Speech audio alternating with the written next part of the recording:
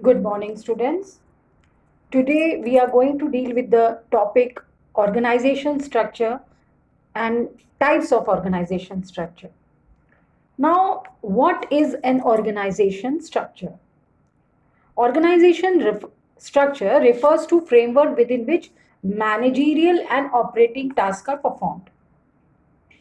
Organisation structure का मतलब होता है एक ढांचा होता है एक ऑर्गेनाइजेशन का ढांचा कैसे तैयार होगा. It is just like a frame जिसके अंदर दो तरह के टास्क परफॉर्म होते हैं, मैनेजरियल और ऑपरेटिंग टास्क. मैनेजरियल मतलब आप एक तरह से बोल दो कि मिडिल लेवल का, और ऑपरेटिंग मतलब लोअर लेवल का. हमने लेवल्स में पढ़े थे कि सारे मैनेजर्स मिडिल लेवल पे आते हैं और operational level is lower level. So it is a framework within which managerial and operating task are performed. It specifies the relationship between people, work, and resources. A good organization structure should always be dynamic so that it can change as per changing environment requirements. Peter F Drucker ने एक बहुत ही अच्छी बात कही है कि organisation structure is an indispensable means and the wrong structure will seriously impair business performance and even destroy it. एक गलत ऑर्गेनाइजेशन स्ट्रक्चर एक ऑर्गेनाइजेशन को खत्म कर सकता है.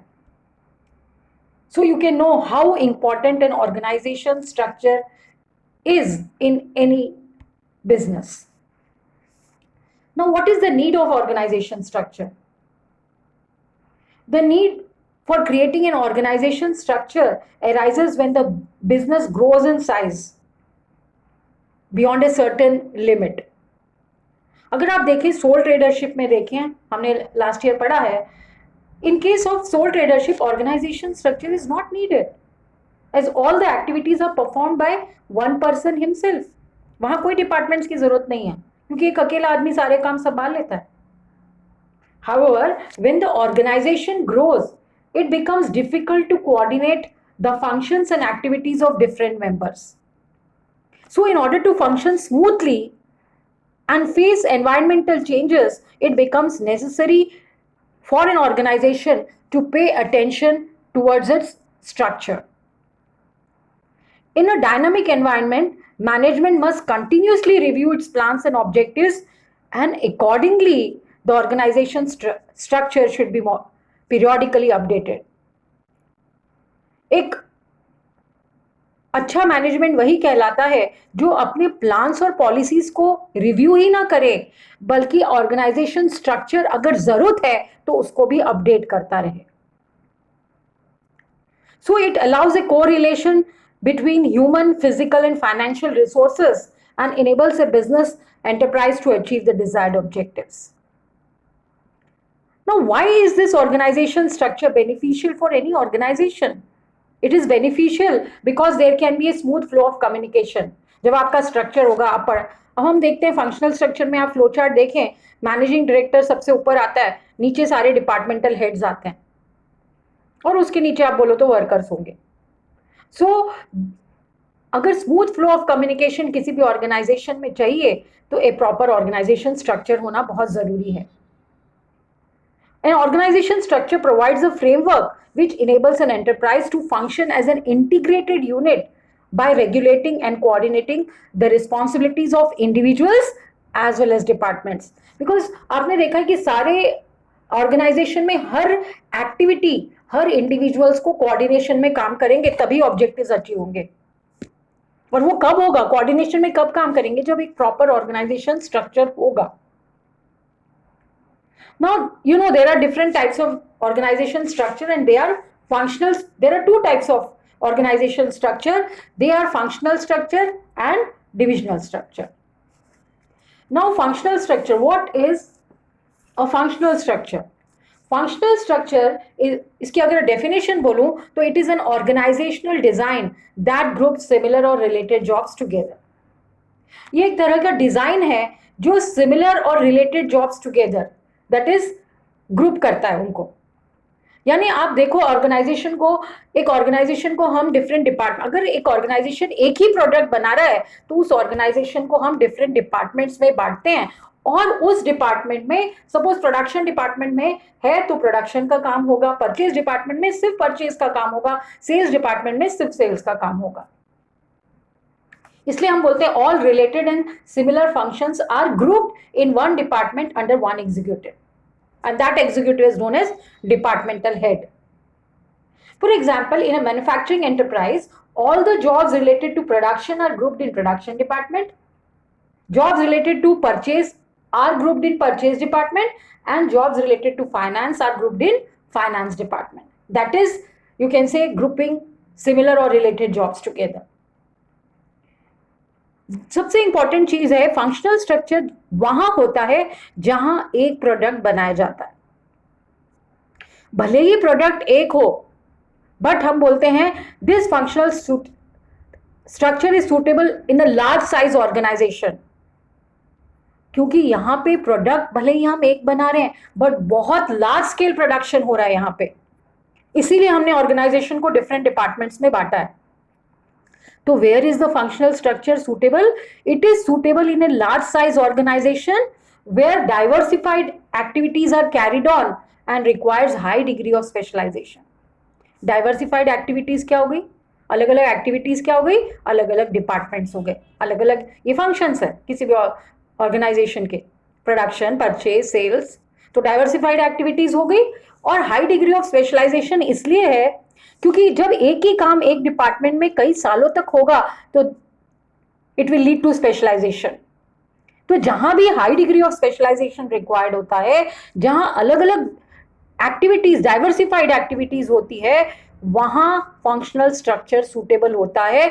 बट सबसे जरूरी बात, दोनों फंक्शनल स्ट्रक्चर और डिविजनल स्ट्रक्चर दोनों ही लार्ज साइज ऑर्गेनाइजेशन के लिए सुटेबल है। डिविजनल स्ट्रक्चर को आप देखेंगे तो it is divided on the basis of different product line.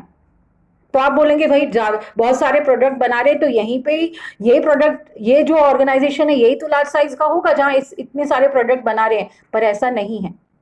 जहां एक प्रोडक्ट बना रहे हैं बट क्योंकि वहां बहुत ही लार्ज स्केल पे प्रोडक्शन हो रहा है तो वहां भी फंक्शनल स्ट्रक्चर होना जरूरी है। तो इसकी सूटेबिलिटी भी एग्जाम में कई बार आती है कि where is functional structure suitable? It is suitable in a large scale organization where wide variety of activities, that is diversified activities, are carried on and which require high degree of specialization. Now I'll go to merits of functional structure. What are the merits of functional structure? First merit is functional specialization, or you can say occupational specialization. It promotes occupational specialization when one work is done again and again, when the same work is done again and again in a particular department, it will lead to occupational specialization. Any person when does the same work again and again, he will become expert of that work, and this will lead to occupational specialization. As employee performs similar tasks within a department, it improves their efficiency and they are able to gain specialization. Therefore, it is said it leads to occupational specialization when the same work is done again and again. Now, the next merit is, हम इसका point का नाम दे सकते हैं, book में तो नहीं दिया है, कंट्रोल एंड कोऑर्डिनेशन। अब आपको बता दूं कि there is control and coordination within the department, ये इसका मेरिट है। देयर इज नो, और अगर मैं डीमेरिट बोलूं तो there is no coordination between different departments, क्योंकि हर डिपार्टमेंट का हेड अलग अलग है, अलग पर्सन है। प्रोडक्शन डिपार्टमेंट का प्रोडक्शन मैनेजर हेड है, या सेल्स डिपार्टमेंट का सेल्स मैनेजर हेड है, तो इनके बीच में कोऑर्डिनेशन नहीं है, इन डिफरेंट डिपार्टमेंट्स में कोऑर्डिनेशन नहीं है, but there is control and coordination within the department. Department के अंदर पूरा कंट्रोल एंड कोऑर्डिनेशन है। So it promotes control and coordination within the department. The next point is, हम इस point को बोल सकते हैं, that is it increases efficiency. It helps in increasing managerial and operating efficiency and thus results in increased profit. Because experts and experienced officers are appointed for each department, and therefore there is managerial and operating efficiency which leads to increased profits. Her department में expert person को as a head appoint किया जाता है। Production department में production manager होगा, वो अपने field का एक्सपर्ट होगा। और जब एक्सपर्ट्स हम पर्टिकुलर फील्ड के अपॉइंट करते हैं तो that will lead to managerial and operating efficiency, hence the profit of the organisation will increase. It will lead to managerial and operating efficiency and hence increase profit. Now next merit है, it avoids duplication. क्योंकि एक department में सिर्फ एक ही तरह का काम हो रहा है, so there is minimum duplication, hence less cost. It helps in avoiding duplication of efforts, which leads to, you can say, reduced cost of production. There is minimum duplication in functional structure, hence less cost. क्योंकि एक department में एक ही काम हो रहा है। Then है next है training becomes easy, easy training, ease in training आप बोल सकते हो उसको। Training of employees becomes easy as they have to focus on limited range of skill. बोल रहे कि एम्प्लॉयज की ट्रेनिंग बहुत इजी हो जाती है क्योंकि उनको एक ही तरह का काम सीखना है। अगर मैं प्रोडक्शन डिपार्टमेंट में काम कर रही हूँ तो मुझे सिर्फ प्रोडक्शन का ही काम सीखना है, तो ट्रेनिंग इजी हुई, because employee has to focus on limited range of skill. मुझे और कोई काम नहीं सीखना है, ना सेल्स डिपार्टमेंट का, ना मार्केटिंग, ना फाइनेंस डिपार्टमेंट, मुझे सिर्फ एक ही तरह का काम सीखना है। So training becomes easy as a employee has to focus on limited range of skill. And last merit is, आप इसको बोल सकते हैं proper attention. Every function gets due attention, क्योंकि हर डिपार्टमेंट का हेड अलग होता है, तो वो अपने डिपार्टमेंट के काम को बहुत अच्छी तरह से देखता है, उसकी हर एक्टिविटी को अच्छे से देखता है। So every function gets due attention. But अगर आप डिविजनल स्ट्रक्चर में चले जाएं तो एक डिविजनल हेड के अंदर में सारे डिपार्टमेंट आते हैं। हो सकता है वो किसी एक पे ज्यादा फोकस करे और दूसरे पे कम, बट ऐसा फंक्शनल स्ट्रक्चर में नहीं होता। Every function gets due attention and that is the main merit of functional structure. So merits क्या क्या हो गए? It leads to occupational specialization when the same work is done again and again. There is control and coordination within the department. That is second merit. Third merit is there is managerial and operating efficiency which leads to increased profits. There is minimum, fourth point is there is minimum duplication of work, hence less cost. Fifth point is training of employees becomes easy as they have to focus on limited range of skill.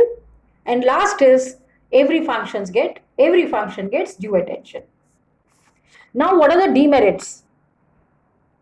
The first demerit is, that is, you can say here the functional head or the departmental head works for his own departmental objective, neglecting the overall organizational objective, which may lead to functional empires. वो सिर्फ अपने ही department, जो departmental होता है वो सिर्फ अपने department के ऑब्जेक्टिव के लिए काम करता है, and neglecting the overall organisational objective. Main objective तो ऑर्गेनाइजेशन का ऑब्जेक्टिव है, उसी के लिए हर डिपार्टमेंट कोऑर्डिनेशन में, जब कोऑर्डिनेशन में अलग अलग डिपार्टमेंट जब कोऑर्डिनेशन में काम करेंगे तभी तो ऑर्गेनाइजेशनल ऑब्जेक्टिव अचीव होगा, बट ऐसा होता नहीं है practically. Every department work for their own departmental objectives, neglecting the overall organizational objective, which leads to, you can say, functional empires. They give importance to their own departmental objective. तो functional structure हमने जिस कारण से बनाया वो उद्देश्य तो पूरा होता ही नहीं। Second is there is no control and coordination between different departments.